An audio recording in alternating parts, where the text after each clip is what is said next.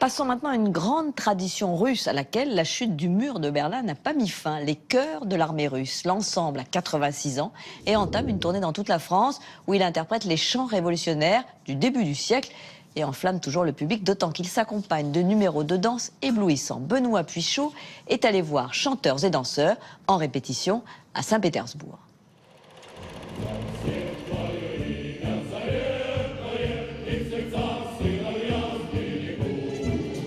Ils envahissent l'Europe chaque année. Les chœurs de militaires russes à la voix de Stentor débarquent en France pour une traditionnelle tournée de printemps. On les appelle chœurs de l'armée rouge, chœurs de l'armée russe. Ils sentent bon le folklore, la neige et la ferveur patriote. Pourquoi ces ensembles au charme, disons, suranné, marchent-ils autant chez nous? Entrée libre s'est rendue dans leur habitat naturel, en Fédération de Russie, dans l'ex-capitale impériale de Saint-Pétersbourg exactement, pour mieux comprendre le succès de cette exception culturelle. Rendez-vous au palais des officiers érigé par Nicolas II sous l'œil inquisiteur du capitaine Sergueï Isakov et ses gradés à l'âme tourmentée. Les chœurs de l'armée russe sont ici une institution bientôt séculaire où rien n'a changé, ou presque, depuis le XXe siècle.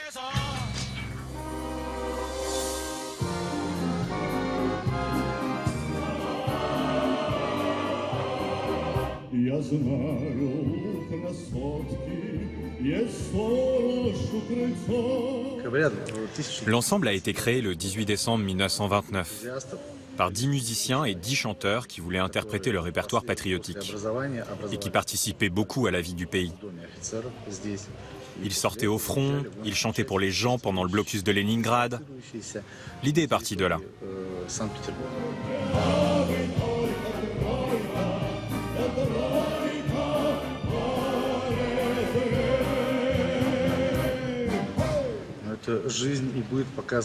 En général, ce sont des chansons qui parlent de la vie des soldats pendant la Seconde Guerre mondiale, de leurs sentiments au front, de leurs souvenirs, de leurs maisons, de leurs parents, de leurs fans et enfants, de tous les sentiments qu'ils ressentaient à l'époque.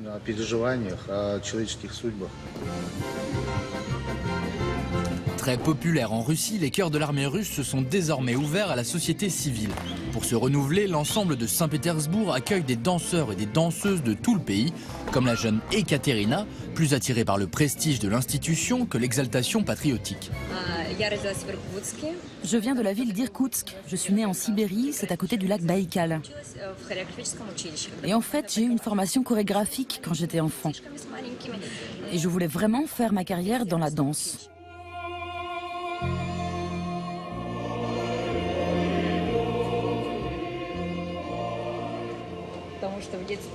Mon rêve, mon but, c'était de danser dans un ensemble professionnel. J'ai souvent vu quand j'étais petite fille à la télé plusieurs ensembles. J'ai trouvé cela très beau. Tout était bien aligné, très joli à regarder. Et après, le destin m'a amenée jusqu'au cœur.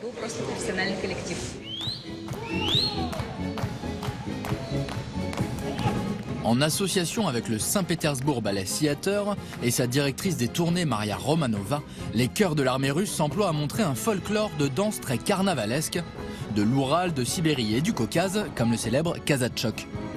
C'est une danse traditionnelle qui est partie des villages, mais après qui était changée et rechangée par les chorégraphes et qui est restée en fait dans l'ensemble, elle est restée quand même au départ comme dans la région du Sud.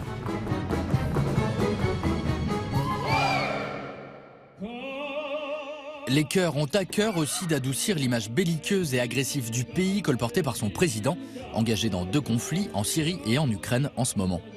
C'est pour montrer une image de l'armée qui est plutôt sympathique parce que ce sont des militaires qui savent danser, qui savent chanter, qui le font très très bien et qui amènent en Europe nos traditions russes pour les montrer. Et je trouve que c'est une belle image. La Russie, c'est un pays quand même pacifiste et on veut aussi montrer nos traditions ailleurs.